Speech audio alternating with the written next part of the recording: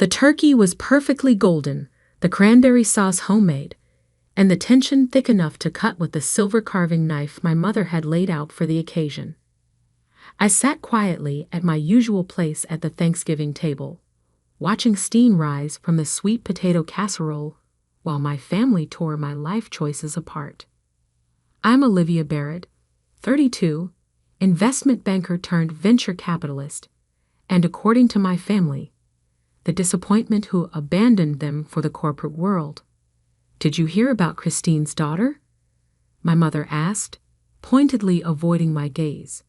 She just had her third baby, staying home with the children, just like a mother should. My sister Amanda nodded approvingly, bouncing her own toddler on her knee. That's what family values look like. Not everyone puts money above their own blood. The dig was aimed at me, of course.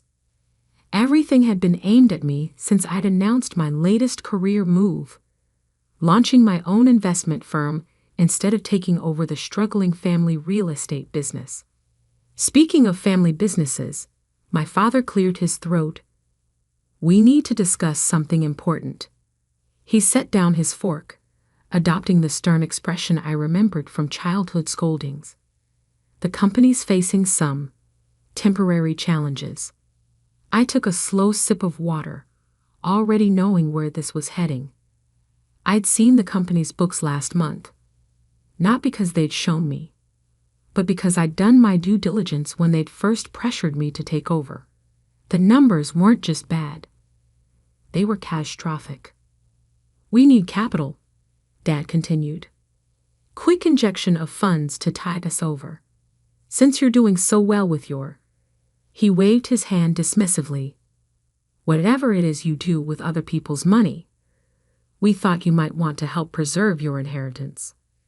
You mean bail out the company? I asked quietly.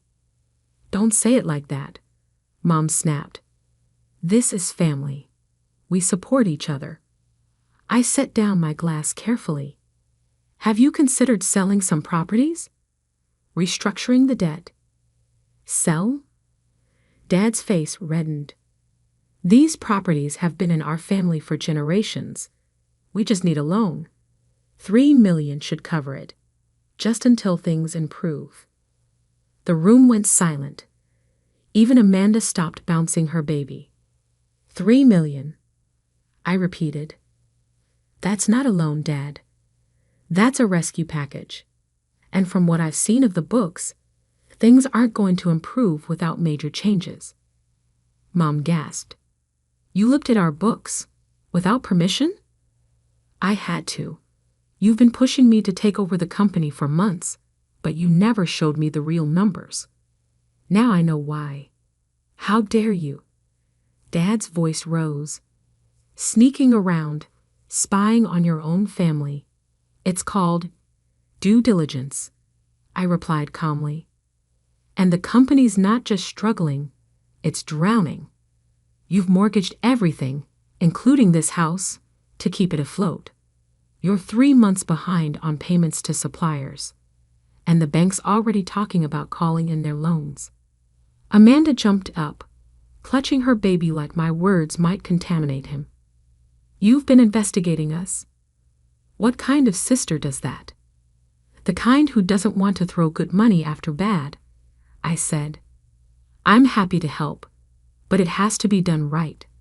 Professional restructuring, new management, maybe even. Enough. Dad slammed his fist on the table, making the crystal glasses jump. We don't need your corporate buzzwords or your conditions. We need loyalty. Loyalty doesn't pay bills, Dad. And $3 million won't fix what's broken in the company's structure. Mom started crying, her usual tactic when things didn't go her way. After everything we've done for you, the private schools, the college tuition, which I paid back, I reminded her. Every penny, with interest. Money, Amanda spat the word. That's all you care about. Not family, not tradition, just numbers in a bank account. I looked around the table, at the faces of people who'd shaped my childhood, who'd pressured me into business school because family legacy, but now resented my success because it didn't serve their purposes. The company can be saved, I said carefully, but not like this. Not by throwing money at old problems. You need to modernize, digitize, maybe sell some underperforming properties. Never SHOW, your face indeed his hey how you see again. Dad's roar made everyone jump. He stood up, face purple with rage, pointing at the door. Get out! You're no daughter of mine. Coming here with your fancy degree and your judgments, thinking you know better than 30 years of family tradition. Dad, please. Out. We don't need your help, or your money, or your conditions. And don't come crawling back when that corporate world spits you out. I stood slowly, gathering my coat and purse. Mom was sobbing dramatically. Amanda was shielding her baby's eyes like I was some kind of monster, and Dad was already pulling out his phone, probably calling the bank for another emergency loan they couldn't afford. Goodbye, then, I said softly. When you're ready to talk about real solutions, you know where to find me. When hell freezes over, Dad shouted after me. As I walked to my car, I could hear them through the dining room window, already rewriting the story, casting me as the ungrateful daughter who abandoned family in their time of need. What they didn't know was that I'd already seen the notice from the bank. Their main loan was being called in, and the house, the grand family home they'd mortgaged to keep the business afloat, was going to auction in January. I started my car, watching the warm lights of my childhood home glow against the November darkness. They'd chosen pride over practicality, emotion over economics. And in 2 months, they'd learned the hard way that family loyalty doesn't pay the mortgage. My phone buzzed. A text from my assistant. Meeting confirmed with First National Bank tomorrow. They're ready to discuss the Barrett portfolio. I smiled slightly as I pulled away from the curb. Sometimes the best revenge isn't showing people they're wrong, it's letting them find out for themselves. And I had a feeling January's bank auction was going to be very educational indeed. Because while they were screaming at me to get out of their house, I was already making plans to own it. The next 6 weeks passed in a blur of meetings, paperwork, and strategic planning. I watched from a distance as my family's financial house of cards began to collapse, each desperate move making their situation worse. Dad tried everything. Refinancing attempts, begging other relatives for loans, even putting Mom's jewelry up for collateral.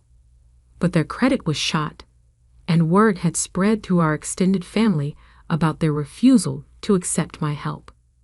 I sat in my corner office on the 47th floor, reviewing the latest report from my investigator.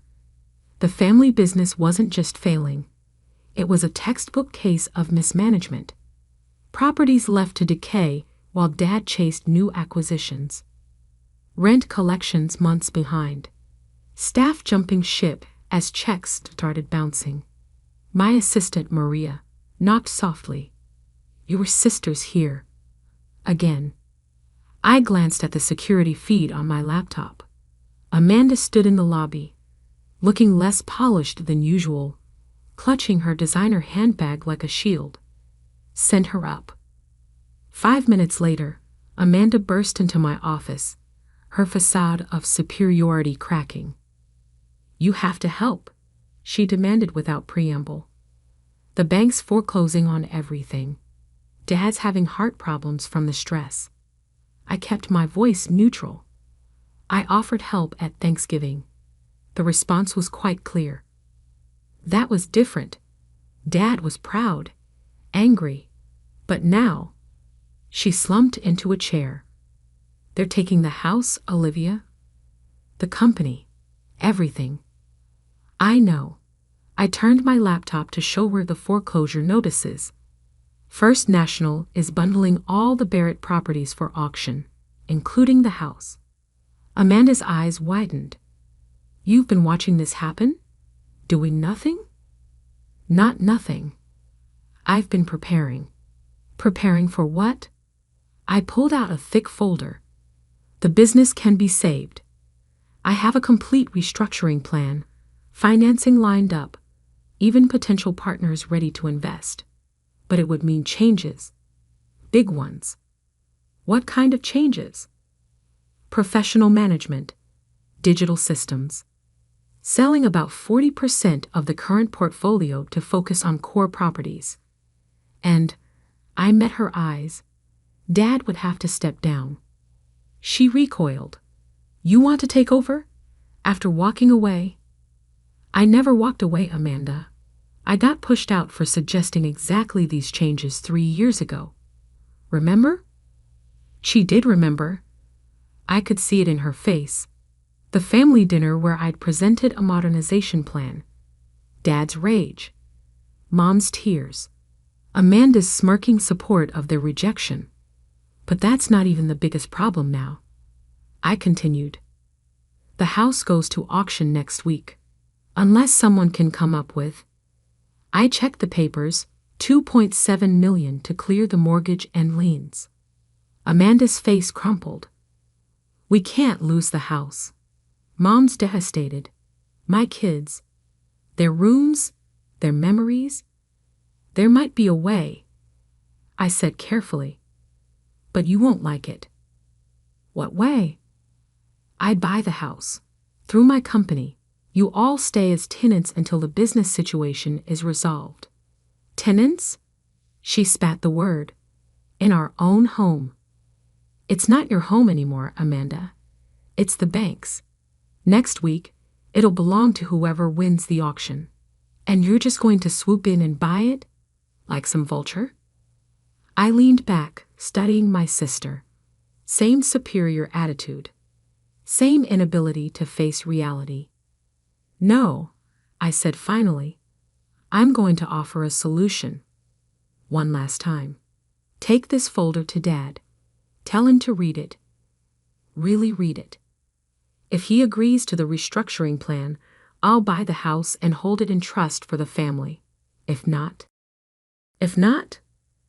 then I'll still buy it, but as an investment property, and you'll all need to find somewhere else to live. She stood up, shaking. You're blackmailing us. No, I'm offering a business solution to a business problem.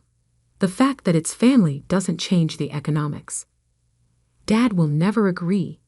Never. I shrugged. Then I guess I'll see you at the auction. After she left, Maria brought in my afternoon coffee. Rough meeting? Predictable meeting, I corrected. They want help, but only on their terms. Still thinking they can dictate conditions from a position of bankruptcy. My phone buzzed. A text from Mom. How dare you threaten to evict us? After everything we've done for you. I showed it to Maria. See?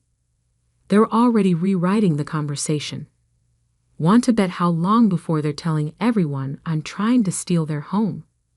The auction's next Thursday, Maria noted. Should I clear your schedule? Yes, and call First National. Tell them Barrett Ventures will be submitting a bid. I turned to the window, watching the winter sun glint off neighboring skyscrapers. Sometimes you have to let people hit bottom before they'll look up. That evening, I drove past the family home.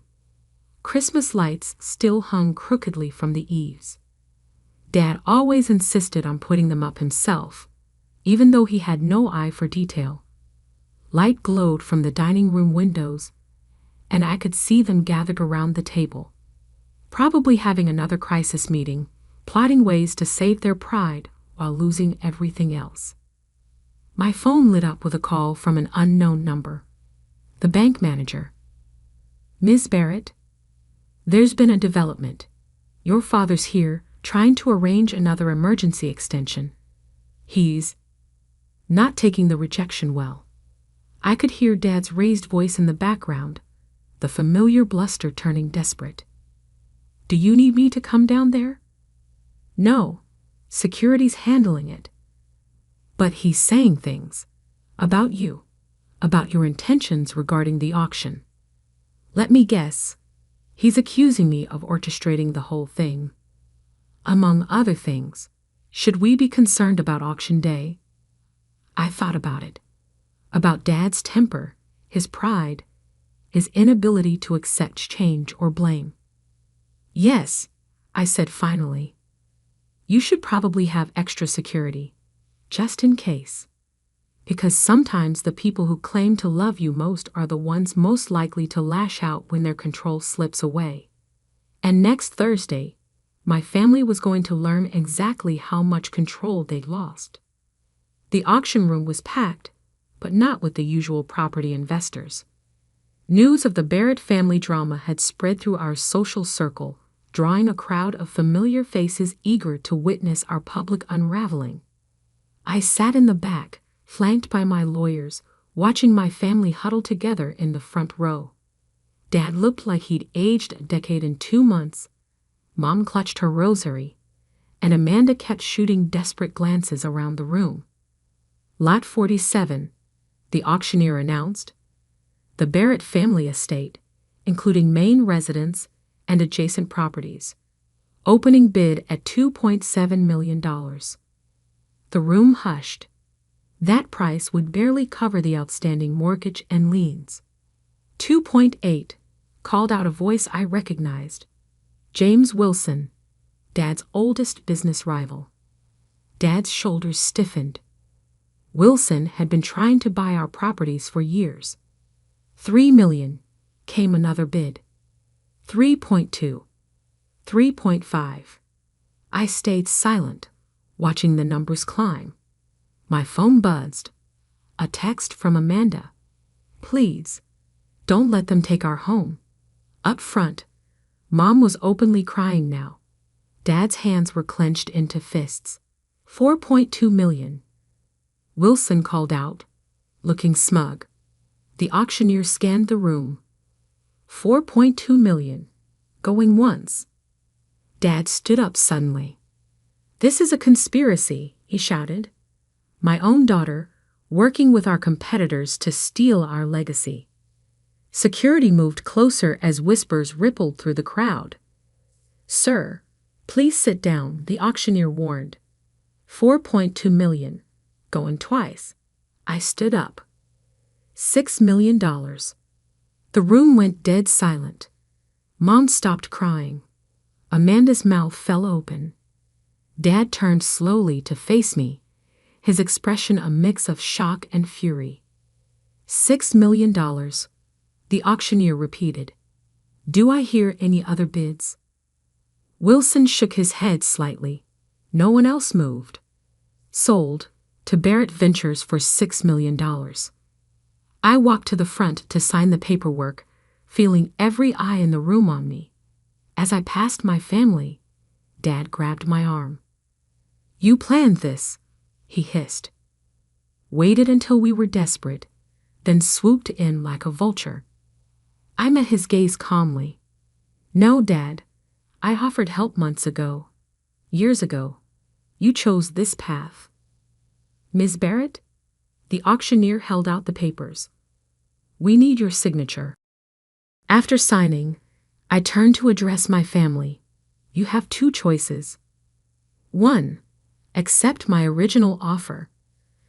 Professional management of the business, restructuring under my terms, and you stay in the house while we rebuild. Or, Amanda whispered, or you have 30 days to vacate the property. You throw your own family into the street.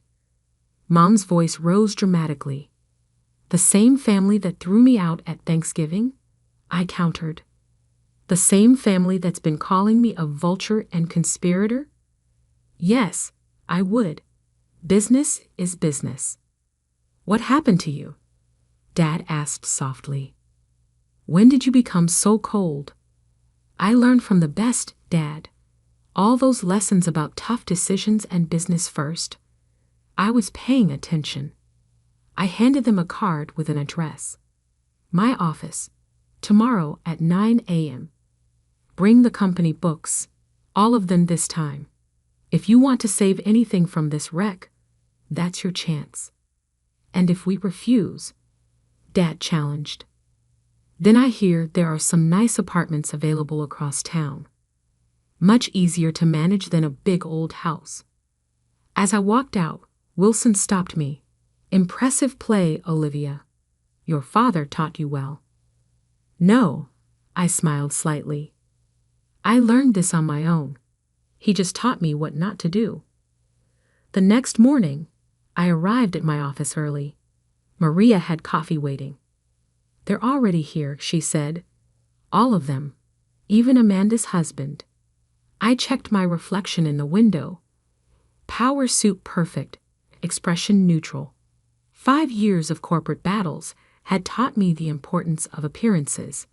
Send them in. They filed in silently. No accusations this time. No dramatic tears. Just a family finally facing reality. Dad placed a stack of folders on my desk. Everything's here. All the books, all the accounts, including the secret set you keep in your desk drawer.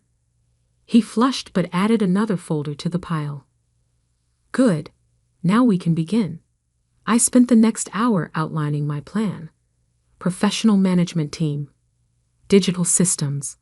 Strategic property sales. Dad would remain as chairman emeritus, a title with no power, but saving face in the community. The house will be held in a family trust, I concluded. No one can sell it or mortgage it again. Ever. You can live there as long as you follow the trust conditions. Which are? Amanda asked. Monthly family meetings, complete financial transparency, and mandatory business education for the next generation.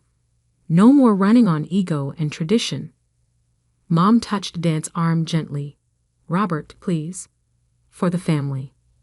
He stared at me for a long moment, this daughter he'd dismissed for so long. Finally, he nodded. Where do I sign?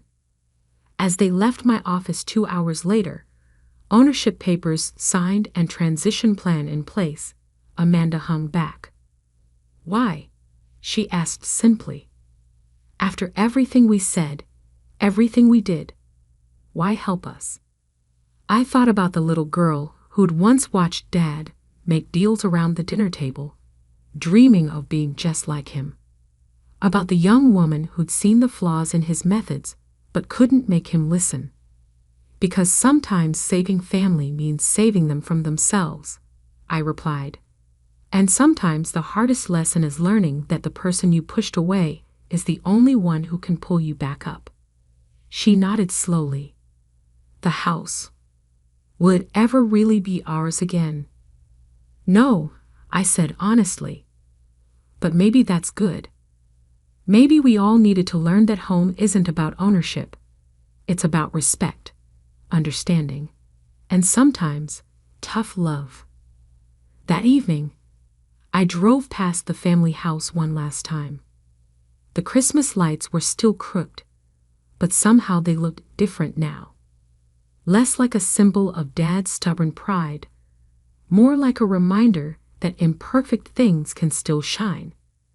My phone buzzed, a text from Dad. Thank you. I was wrong. About everything. I smiled slightly. Sometimes the biggest returns don't show up on balance sheets. Sometimes they come in moments of truth, in broken pride rebuilt into wisdom, in families learning that love doesn't mean enabling, and strength doesn't mean never asking for help. Because while they'd once screamed at me to never show my face again, they'd finally learned to see me. Really see me. And sometimes, that's worth more than any property portfolio. The turkey was perfectly golden, the cranberry sauce homemade, and the tension thick enough to cut with the silver carving knife my mother had laid out for the occasion. I sat quietly at my usual place at the Thanksgiving table, watching steam rise from the sweet potato casserole while my family tore my life choices apart. I'm Olivia Barrett, 32, investment banker turned venture capitalist, and according to my family, the disappointment who abandoned them for the corporate world. Did you hear about Christine's daughter? My mother asked, pointedly avoiding my gaze. She just had her third baby.